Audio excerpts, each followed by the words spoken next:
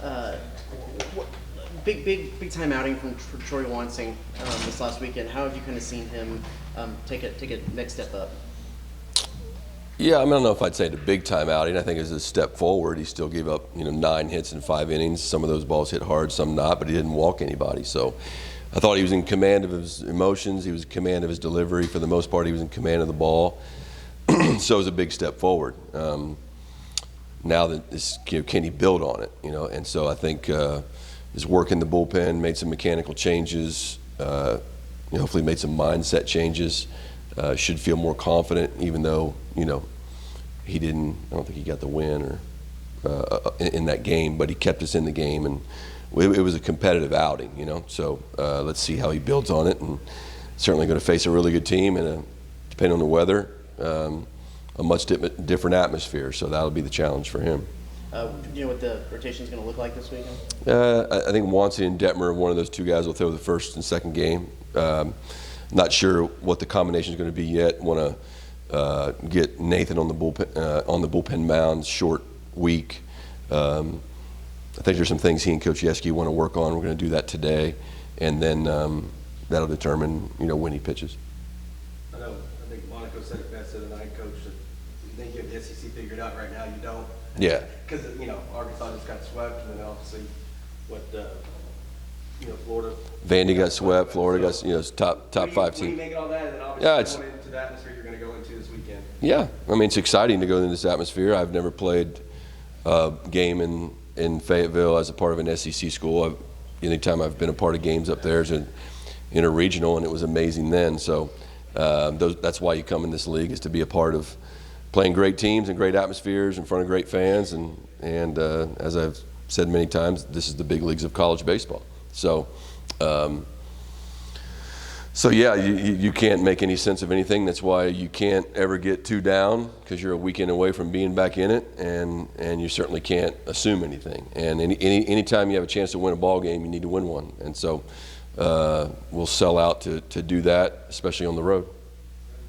What is Hunter Haas's status after not playing last night? I texted him this morning, said he feels great. So we'll get up there and get him moving around, get him swinging the bat tonight, and I would assume he'd be fine for the weekend.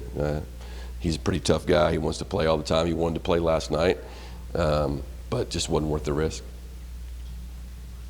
And I guess off of that, Caden Kent, what can we expect to see from him this weekend as far as playing time and stuff like that? Caden Kent's like the backup quarterback. Like that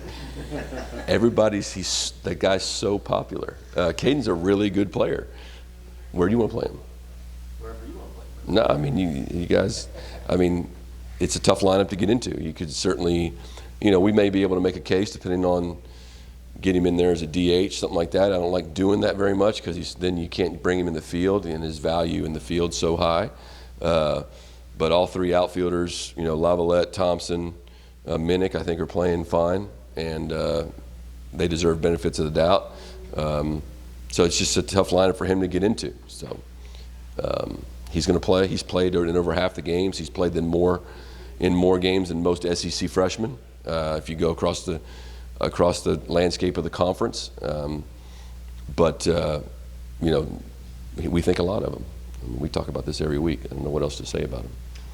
You had to piece it together last time with Detmer start. You obviously walked 4 in those 2 innings. So what do you need to see for 35? Yeah, 5-6 innings of keeping us in the game. If we get 5 to 6 innings out of Detmer, 5 to 6 innings out of Wansing, then we can piece together the rest of the weekend. It'd be nice to get that from 3 starters, but we're not in that situation. And so just give us some length and keep us in the ball game. Doesn't have to be a shutout.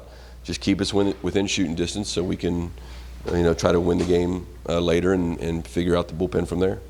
Do you see any kind of hangover going into this from last night? I didn't have any drinks, so sometimes. No, I shouldn't say that. Yeah, no, I don't think so. We'll find out. I haven't seen the guys yet, but you have to move on from games, whether you win or lose them. And this is a veteran team; they know that. So I think we'll be fine. You mentioned Wansing's kind of a change in mentality, kind of working on the mental game. What does that entail? How do you kind of get a guy to practice and? Yeah, I mean, I think there's, in his, it's different for each guy. It's, where does confidence come from? First of all, it comes from preparation, right? Preparation is the foundation of confidence. If you're not prepared for the test, then you're not going to be real confident walking in the classroom to take the test. So you got to be prepared. You got to put your work in, put your time in, and then you have to trust that work in the game. And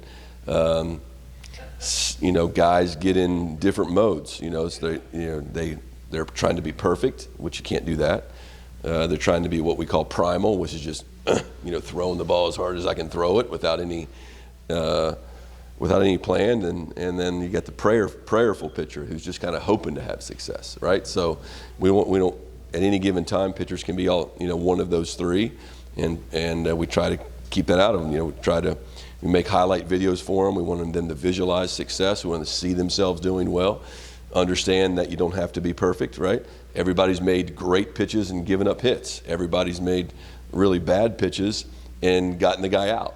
And so at the end of the day, you can't control the result. You can only control executing the pitch, right? And to be in control of your performance, you have to be in control of yourself. And a lot of times, new players, they've been so talented that they can overcome those kind of things at the level in which they play before they get here. And then when you get here, boy, you better be able to control yourself, whether it be at home or on the road, especially in the conference. Was there one of those that he erred more towards? It just kind of like a pitcher can be any one of those three at any given day? Yeah, I think he was more on the perfect side. And then he had some big mechanical issues. And just, it's weird because his bullpens are awesome. So we've all been around great practice players, right? And then when the lights come on, can you control your adrenaline so that you can control your delivery and control your performance? And I think he's learning how to do that. Anything else, guys? All right.